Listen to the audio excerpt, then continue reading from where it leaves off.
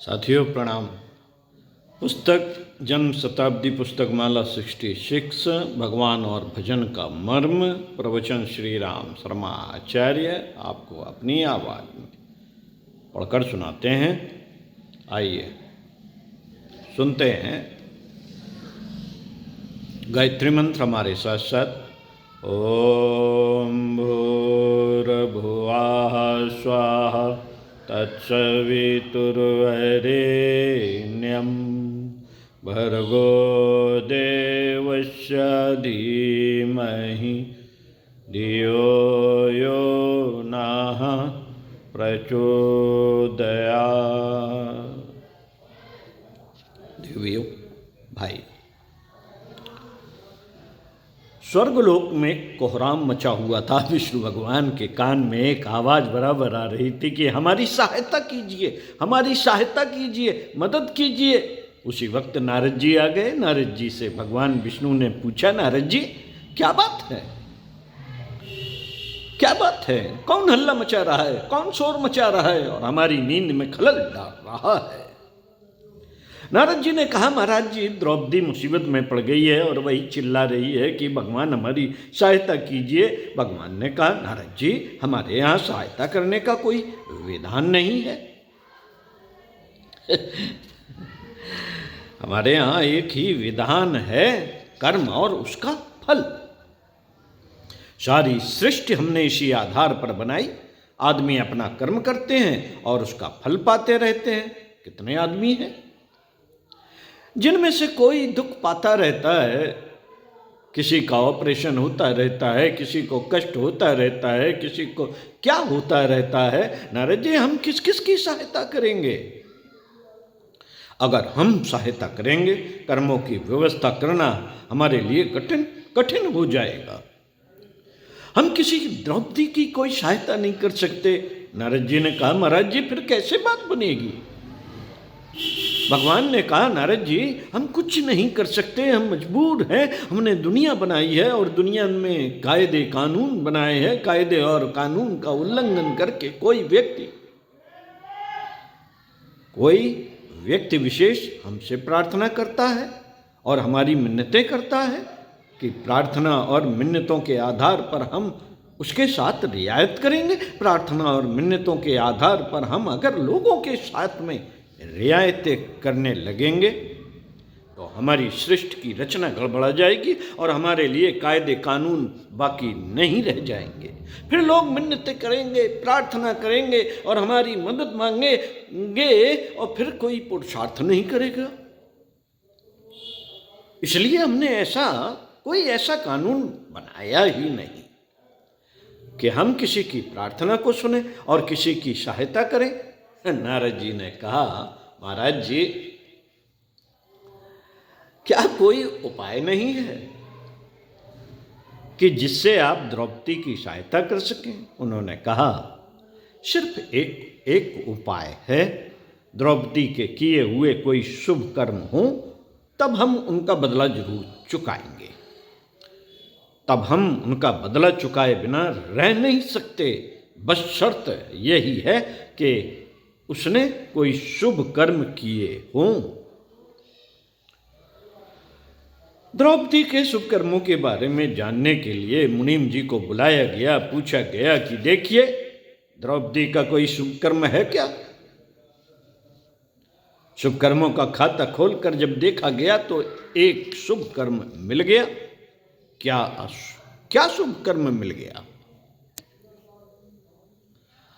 शुभ कर्म किसे कहते हैं बेटे? शुभ कर्म दो हैं और कोई तीसरा शुभ कर्म नहीं।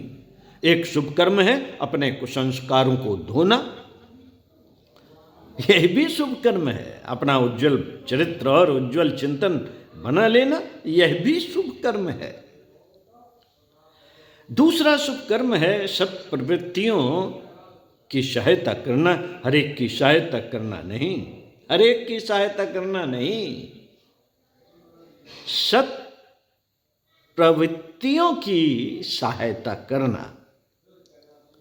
हर एक की सहायता करना नहीं, चोरों की सहायता करना नहीं है, डाकुओं की सहायता करना नहीं है, उचक्कों की सहायता करना शुभ कर्म नहीं है हर एक की सहायता करने का मतलब यह हो सकता है कि भाई साहब हमने धर्मशाला बना दी। किसके लिए बना दी? उनके लिए बना दी कि अपने ब्याह शादी के लिए ठहरेंगे। ब्याह शादी में ठहरने वाले लोग कौन हैं? भूखे हैं, भिखारी हैं, दरिद्र हैं, दुखी हैं, कंगाल हैं, कोढ़ी हैं। नहीं साहब ये तो नहीं है। फिर क्यों धर्मशाला बनाई? उनके लिए तो होटल बनाना चाहिए था। होटल में इनको ठहराने के लिए प्रत्येक बाराती से 5-5 रुपया फीस वसूल करनी चाहिए थी। साहब आप 3 दिन ठहरे हैं, खाना खाया है, कोका कोला पिया है, पैसे निकालिए। नहीं साहब फोकट में ठहराएंगे तो पुण्य होगा। नहीं बेटे मेरी दृष्टि से इसमें कोई पुण्य नहीं हो सकता। ईमानदारी हो भी सकती है लेकिन पुण्य का इससे कोई ताल्लुक नहीं। पुण्य का इससे कोई ताल्लुक नहीं है। पुण्य किसे कहते हैं? पुण्य उसे कहते हैं जिसमें शुभ कर्मों के लिए, सत् प्रवृत्तियों के लिए जो मदद करने के लिए सहायता मिलती है वह पुण्य होता है। मुनीम जी को कहा गया कि पुण्य का खाता देखिए कि क्या द्रौपदी का कोई पुण्य है। पुण्य का खाता तलाश किया गया, फिर क्या मिल गया? उसमें एक घटना मिल गई। नारद जी भी खुश हो गए और भगवान जी भी खुश हो गए। भगवान ने कहा कि अब हमारे लिए रास्ता खुल गया, अब हम द्रौपदी की जरूर सहायता करेंगे। घटना क्या थी? छोटी सी घटना थी। एक महात्मा जी यमुना जी में नहाने के लिए आए। द्रौपदी भी नहाने के लिए गई थी। दोनों यमुना जी में नहा रहे थे। महात्मा जी के पास एक लंगोटी पहनने को थी और एक बदलने को थी, जिसे उन्होंने यमुना जी के किनारे पर रख दिया। हवा का एक झोंका आया और बदलने वाली लंगोटी उड़कर यमुना जी में बह गई। संयोग की बात, पुरानी वाली लंगोटी जो पहने हुए थे वह फट गई। वे मुश्किल में पड़ गए। अब तो वे क्या पहने और कैसे घर जाएं? वे बहुत दुखी हुए और बोले अब तो सवेरा हो गया है, ऐसे में नंगे घर कैसे जाएंगे? फटे हुए कपड़े पहनकर कैसे जाएंगे? इसलिए वे पास वाली एक झाड़ी में जाकर छिप गए और सोचा कि शाम को अंधेरा हो जाएगा तब हम अपनी कुटिया में जाएंगे।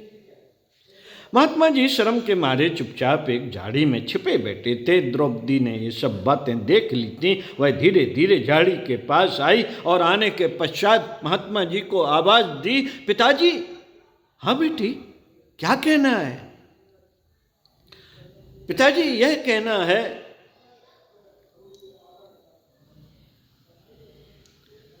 कि आपकी लंगोटी फट गई है और दूसरी नदी में बह गई है। हाँ बेटी बह गई है। तो आइए, इंसान की श्रम एक है, आपकी श्रम को हम बटाते हैं। इंसानियत की श्रम को हम जाने नहीं देंगे। उसने अपनी 1/3 धोती फाड़ी और महात्मा जी के हवाले कर दी और कहा, पिताजी आप आधे कपड़े को पहन करके लंगोटी बना लीजिए और आधे कपड़े से अपना काम चला लीजिए। 2/3 धोती हमारे लिए काफ़ी है। इससे हम भी अपनी शर्म बचा लेंगे और आप भी अपनी शर्म बचा लीजिए। उन्होंने वो लंगोटी ले ली। लंगोटी पहन करके महात्मा जी ने कहा, बेटी आपने हमारी शर्म बचाई, भगवान आपकी शर्म बचाएंगे, आपकी शर्म बचाएंगे। कहते हुए महात्मा जी अपने घर चले गए। द्रौपदी का पुण्य, कपड़ा दान का पुण्य भगवान के खाते में जमा हो गया। भगवान के खाते में जमा हो गया और ब्याज समेत बढ़ते बढ़ते अनंत गुना हो गया। मित्रों, ब्याज की दर बहुत अधिक होती है। आपको मालूम नहीं है, बच्चा जिस दिन पैदा हो उस दिन बच्चे के नाम से आप 1000 रुपये बैंक में जमा करा दें, 49 वर्ष में 1,28,000 रुपये मिल जाएंगे। यह गलत नहीं है, यह गलत नहीं है, बिल्कुल सही है। बैंक वालों ने मुझे हिसाब करके समझाया कि 7 वर्ष में यह पैसा दूना हो जाता है और फिर 7 वर्ष में दूना। इस तरह 7 का चक्कर बन जाता है और ब्याज सहित 1,28,000 रुपये हो जाते हैं। यह मैं ब्याज की बात कह रहा था। मूल से ज़्यादा ब्याज होती है। बेटे भगवान के यहाँ ब्याज बहुत ज़्यादा मिलती है। शर्त यही है कि आपने जमा किया हो तब। शर्त यही है कि आपने जमा किया हो। द्रौपदी ने भगवान के बैंक में जमा किया था और जमा करने के बाद में भगवान आए, उस कपड़े का गट्ठर सिर पर लाद कर स्वयं आए। कपड़े का गट्ठर गरुड़ जी की पीठ पर लाद कर भगवान जी जब भागे तो वरुण जी धीरे चलने लगे और उन्होंने कहा कि आप बुढ़े हो गए हैं, आप बुढ़े हो गए हैं और आप तेजी से नहीं चल सकते, हमारे भक्त को जरूरत है। इसलिए भक्त की सहायता करने हम स्वयं जाएंगे। ओम शांति। साथियों, भक्त किसे कहते हैं अगले वीडियो में पढ़कर बताएंगे। इसी प्रवचन को सुनते रहिए कुछ अच्छा और पढ़ते रहिए कुछ अच्छा। ओम शांति।